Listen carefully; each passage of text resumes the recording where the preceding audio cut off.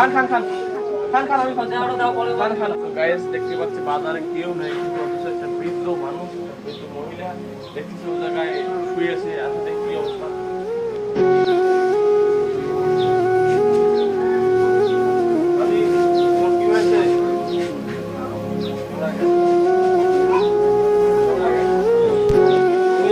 বাজারের মাঝে শুয়ে আছো কি জন্য? এই গাছ মাছের কি অবস্থা, কাপড় চোপড়ের কি অবস্থা? গায়ে দেখতে পাচ্ছেন পুরো গায়ে কিন্তু মাছি পড়তেছে, একদম মাছি এবং শুয়ে আছে। এবং আপনার ছেলে কটা? হ্যাঁ,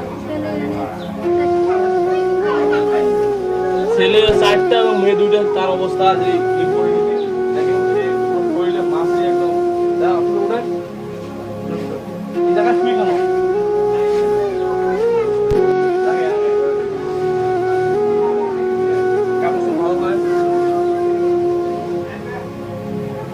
তার 4টা ছেলে এবং 2টা মেয়ে, তবুও তার এই অবস্থা।